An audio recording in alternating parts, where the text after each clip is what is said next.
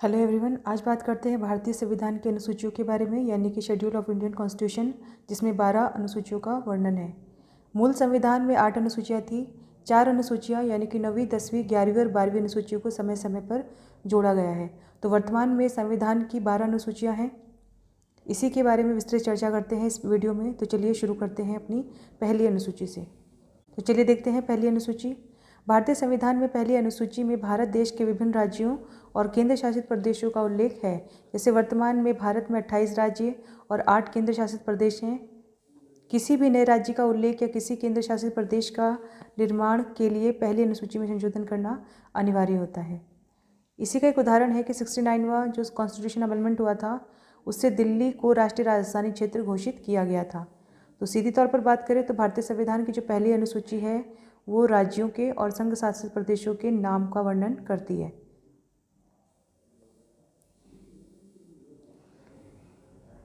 दूसरी अनुसूची है भारतीय संविधान की दूसरी अनुसूची में पदाधिकारियों जैसे राष्ट्रपति, उपराष्ट्रपति, राज्यपाल, लोकसभा अध्यक्ष, उपाध्यक्ष, राज्यसभा के सभापति, उपसभापति, विधानसभा के अध्यक्ष, उच्च न्यायालय एवं सर्वोच्च न्यायालय के न्यायाधीश, सीएजी आदि को प्राप्त होने वाले वेतन, भत्ते, पेंशन का उल्लेख किया गया है।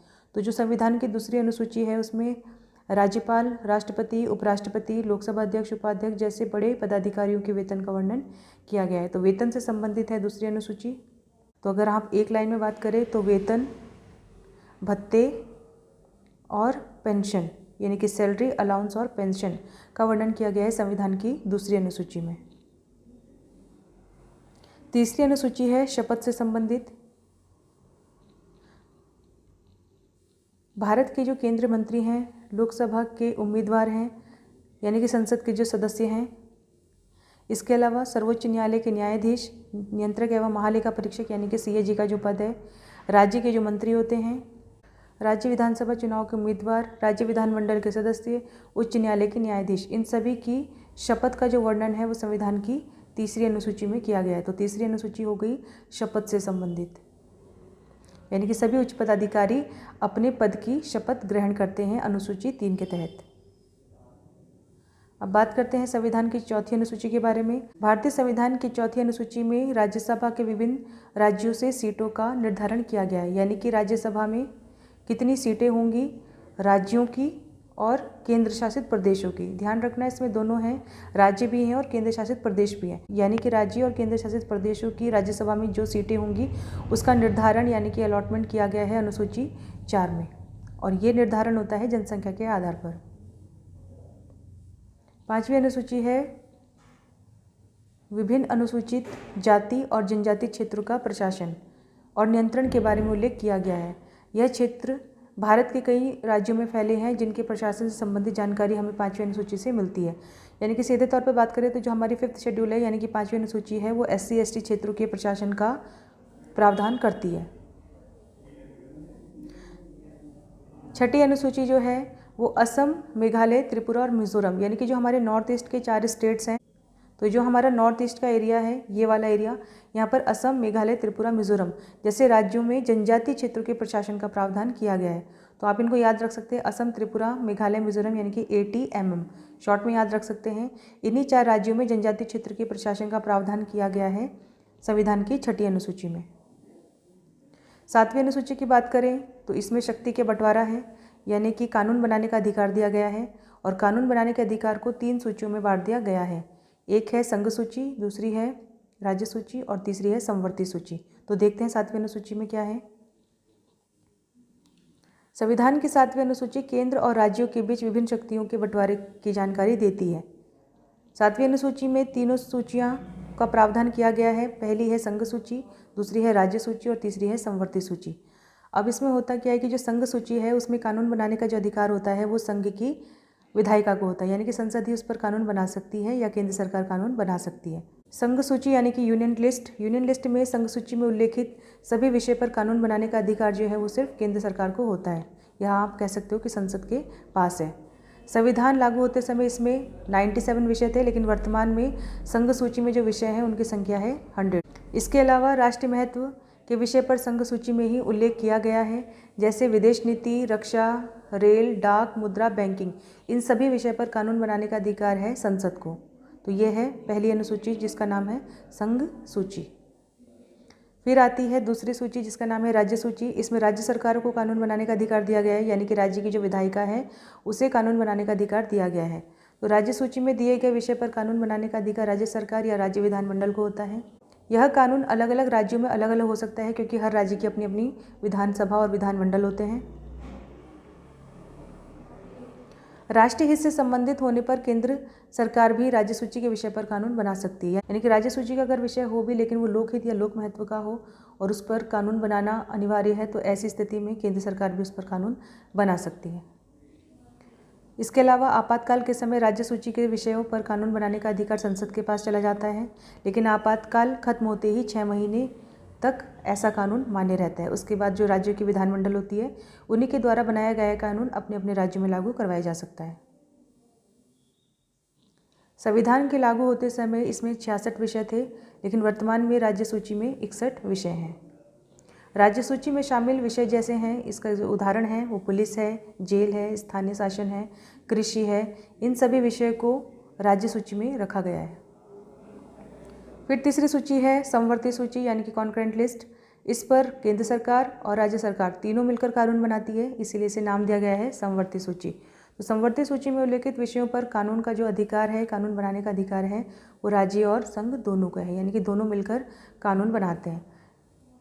इसमें विधानमंडल भी कानून बना सकता है तथा संसद भी कानून बना सकती है, लेकिन दोनों के कानून में अगर विपरीत स्थिति हो, यानी कि अगर दोनों में मतभेद हो जाए, तो ऐसी स्थिति में जो संसद द्वारा कानून बनाया जाता है उसी को मान्यता मिलती है। तो समवर्ती सूची में केंद्र सरकार और राज्य सरकार मिलकर कानून बनाती है। विपरीत स्थिति होने पर या विरोधाभास होने पर संसद के द्वारा बनाया गया कानून ही मान्य होता है। समवर्ती सूची का जो कॉन्सेप्ट है वो ऑस्ट्रेलिया के संविधान से प्रेरित होकर भारतीय संविधान में शामिल किया गया है।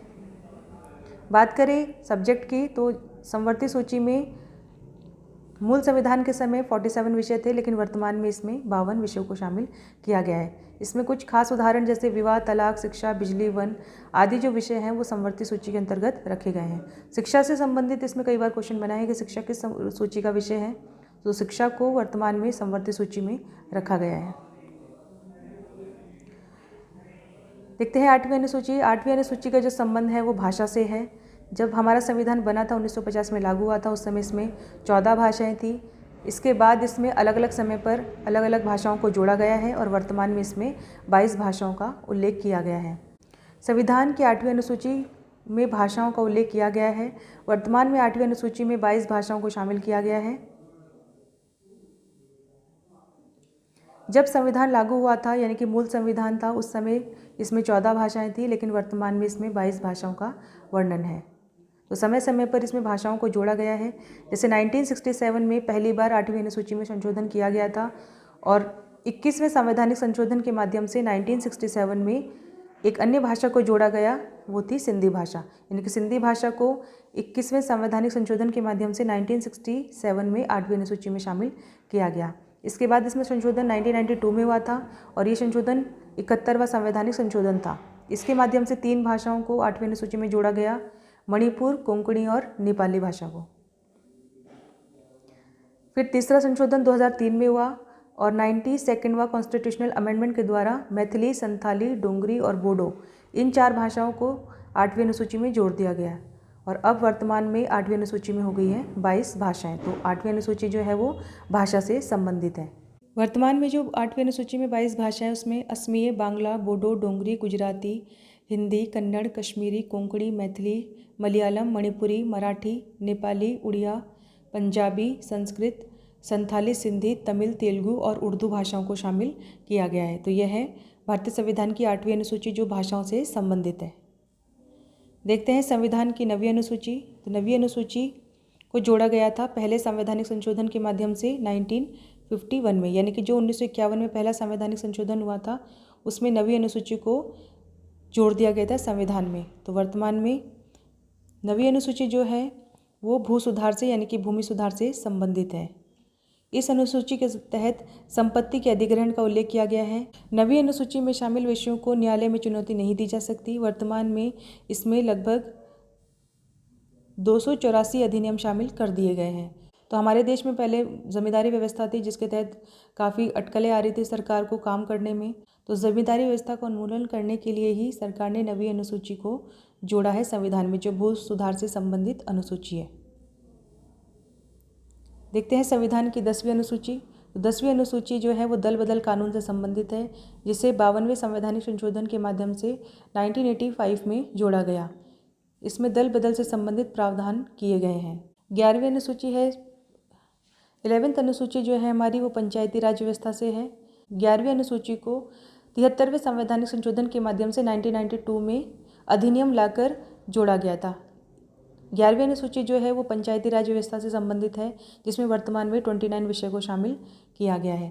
तो पंचायती राज व्यवस्था के लिए अनुसूची 11 को जोड़ा गया था और इसी के बाद हर राज्य में हर 5 साल बाद पंचायतों के नियमित रूप से चुनाव करवाए जाते हैं और ग्राम पंचायतों का विकास किया जाता है, यानी कि ग्रामीण क्षेत्रों का विकास किया जाता है। 12वीं अनुसूची जो है वो नगर पंचायत से संबंधित है। इसके लिए 74वां संवैधानिक संशोधन लाया गया था, जिसे 1993 में लागू करवाया गया था। वर्तमान में इसमें विषय की संख्या है 18।